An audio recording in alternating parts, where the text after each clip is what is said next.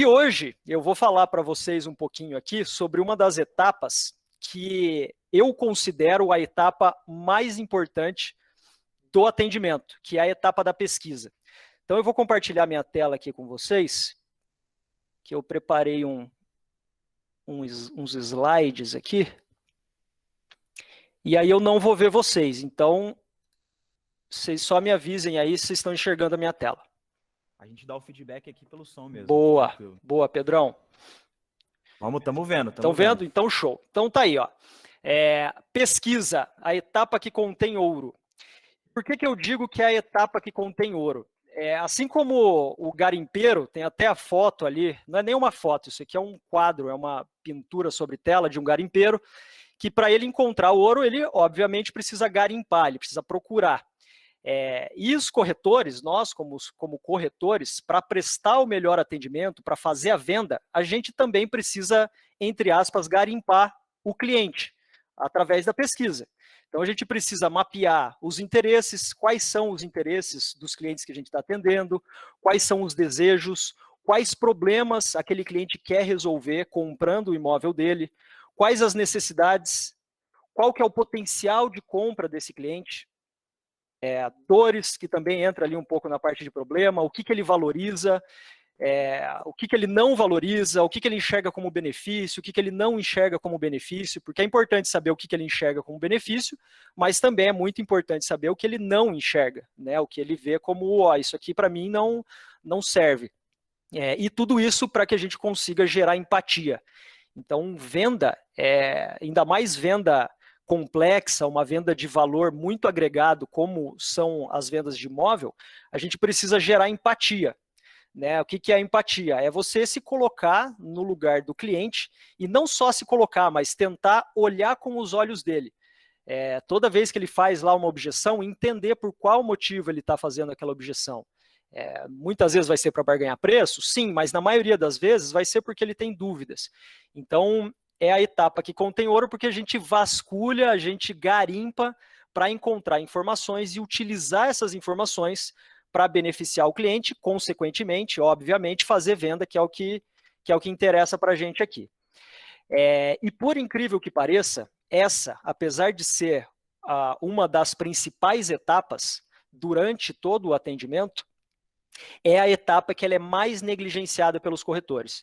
Então, na prática, aí, ao longo desses 10 anos que eu tenho de mercado imobiliário, eu percebi, né, comigo acontece, né, com vários corretores, acontecia mais, né, hoje já acontece bem menos. Mas por que os corretores negligenciam? Muitas vezes por falta de treinamento. Então, fazer uma boa pesquisa demanda muito treinamento. Fazer um bom atendimento demanda muito treinamento. Não tem como você ser um corretor, uma corretora de sucesso, se você não treinar. Treinar e praticar, e medir. Treinar, praticar e medir. Para saber aonde você está acertando, aonde você está errando, aonde pode ser melhorado. Então, falta treinamento para fazer pesquisa. Existem treinamentos específicos para pesquisa. Outro fator é o medo. O medo de fazer perguntas, o medo de pesquisar. Mas eu vou fazer essa pergunta, eu posso perder o meu cliente. Existe essa coisa de perder o cliente, né? Conceitualmente falando, o cliente, ele só é cliente depois que ele comprou, que ele já está na tua carteira. Até então, ele é um potencial cliente. E você tem medo de perder algo que você não tem. Então, tem que, né, cuidar um pouquinho com isso. E você fazendo perguntas e pesquisando, você vai estar mostrando para o cliente que você está querendo ajudar ele. Insegurança, muita insegurança. Olha, eu tenho medo de apresentar esse empreendimento. Isso acontece muito, inclusive, para empreendimentos de alto padrão. Tenho medo de atender, tenho medo de perguntar.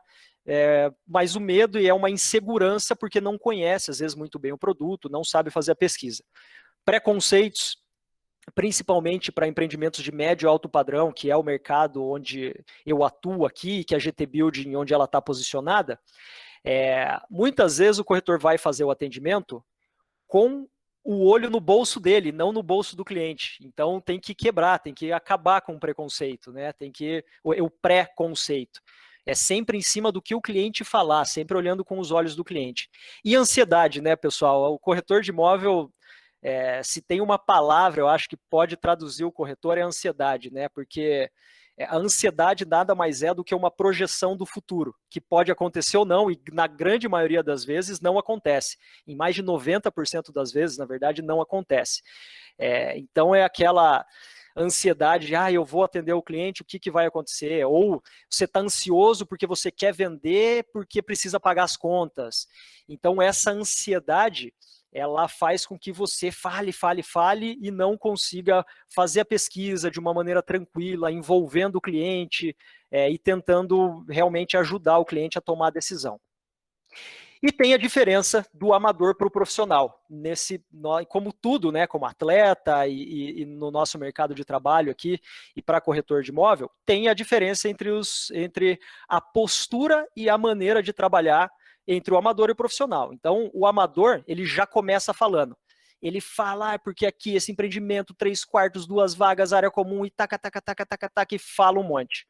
O profissional, ele faz o contrário, ele começa ouvindo.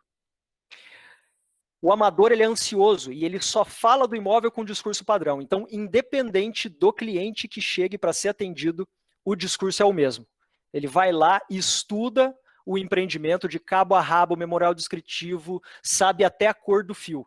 E na hora de prestar o atendimento, olha, essa aqui é a maquete, a entrada é por aqui, tem tantas vagas de garagem, e o discurso é o mesmo para todos. O profissional, em contrapartida, ele ouve, ele entende, ele pesquisa e ele apresenta o empreendimento de acordo com os benefícios que o cliente enxerga. Né? Então, o cliente, quando ele vai fazendo a pesquisa, ele vai entendendo o que o cliente enxerga como valor e faz a apresentação voltada para o que o cliente quer, para o que o cliente enxerga como valor, potencializando isso.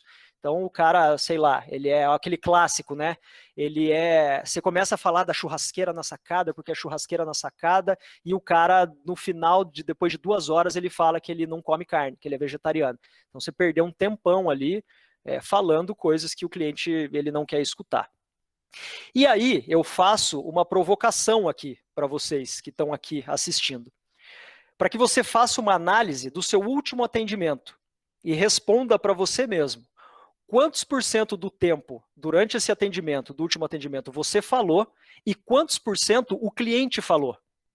Se nessa tua análise você perceber que você falou mais do que 50%, 60% do tempo, tá errado.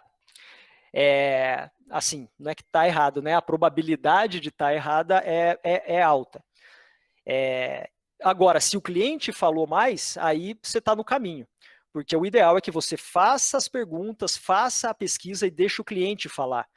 Na grande maioria das vezes, isso com a grande maioria das pessoas, as pessoas elas gostam mais de falar sobre elas mesmas do que ficar escutando o outro falar.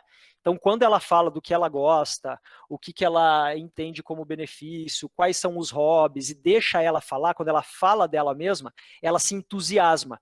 Diferente de quando você está fazendo atendimento e você está falando e o cliente ele já encosta na cadeira, ele começa a olhar para um lado, começa a olhar para o outro. É a linguagem corporal dizendo ali que, cara, tá chato esse negócio. Muda o discurso ou me faz pergunta porque eu também quero falar. Então é uma provocação que eu deixo aí para você sempre fazer essa análise depois de qualquer atendimento.